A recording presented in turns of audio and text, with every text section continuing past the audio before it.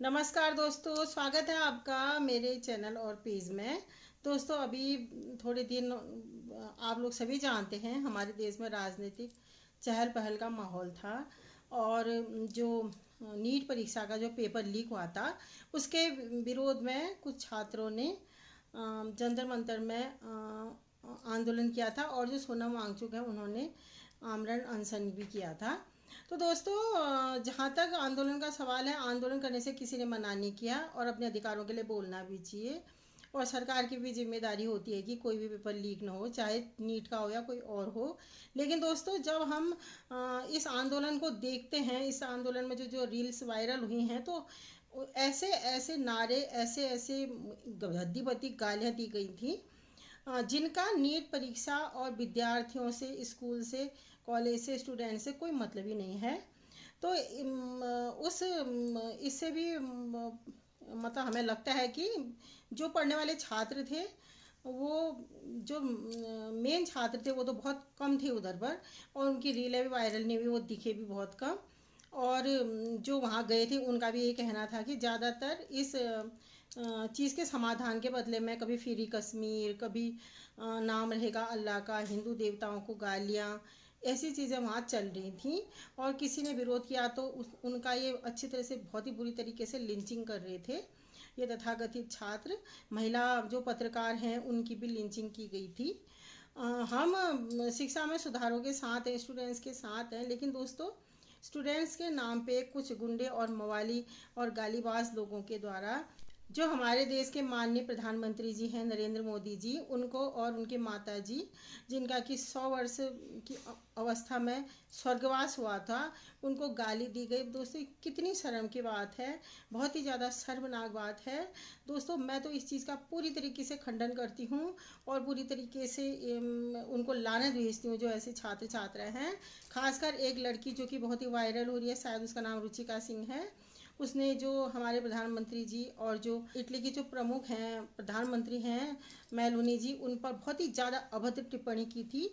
और इसको देख के तो दोस्तों मेरे मन में इतना आक्रोश आया है। ऐसे लोगों पर बिल्कुल सिंपति नहीं करनी चाहिए। जैसे वो 22-23 साल की लड़की बताई जा रही है, ऐसे करके मतलब हम लोगों के मन में दया आ जाती है। लेकिन दोस्तों, इस लड़की को देख के दया भी नहीं आ रही है, और दया भी आती भी है तो कुछ हद तक तो मन को हमें कठोर बनाना होगा। ऐसे लोगों को पनिशमेंट देना ही पड़ेगा, ऐसे लोगों को कड़ी चेतावनी और कड़ा सबक सिखाना पड़ेगा, ताकि वो आगे आने वाले समय में ऐसा कुछ करने की न सोचे। ऐसा गाली गलौज, वो चाहे प्रधानमंत्री जी हों, चाहे किसी भी पार्टी के नेता हों, चाहे राहुल गांधी हों, किसी के बारे में भी ऐसी गंदी और अशोभनीय टिप्पणी न करें और न ही भविष्य में सोचें। और यही नहीं, आम लोगों के लिए, जो बिल्कुल आम जनता है, छोटे बच्चे हैं, बड़े हों या वरिष्ठ नागरिकों के लिए, किसी के लिए भी वो, उनकी हिम्मत न हो कि वो ऐसी गालियाँ दे सकें।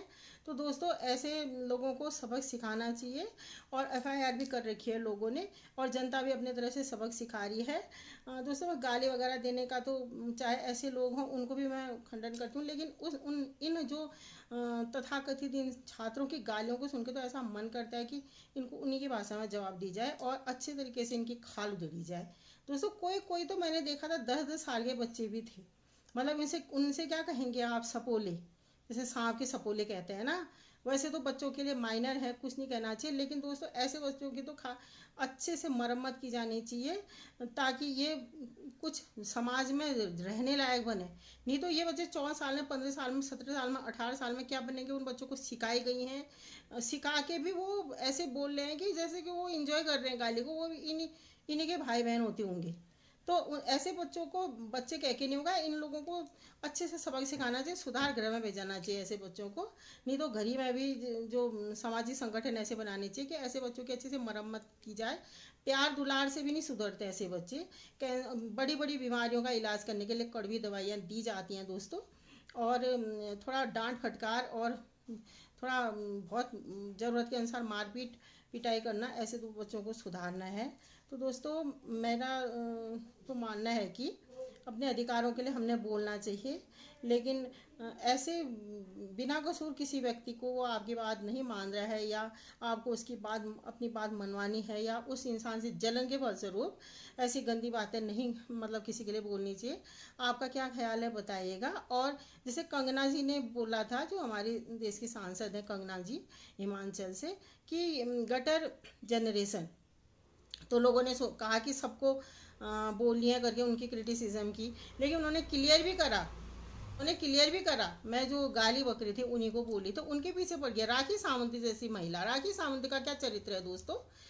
2 कौड़ी की आइटम गर्ल, और अंग प्रदर्शन करते हुए 4 पैसे कमाती है। अरे तू चुप रहो, तू क्यों बोलती है दूसरी औरत के बारे में जलन से। पता नहीं है तुझे कैसे गाली लगी थी वहां, तू क्यों नहीं।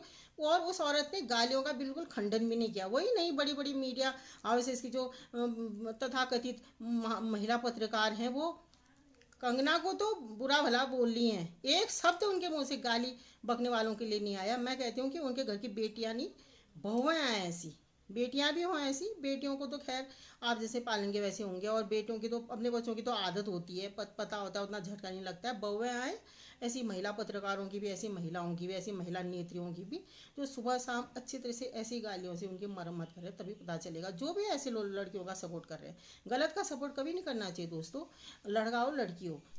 पुराने ज़माने में, जैसे हमारे ज़माने तक लड़कों को सर में चढ़ाया जाता था, चलो कोई सी बात नहीं है, लड़का है ऐसा वैसा।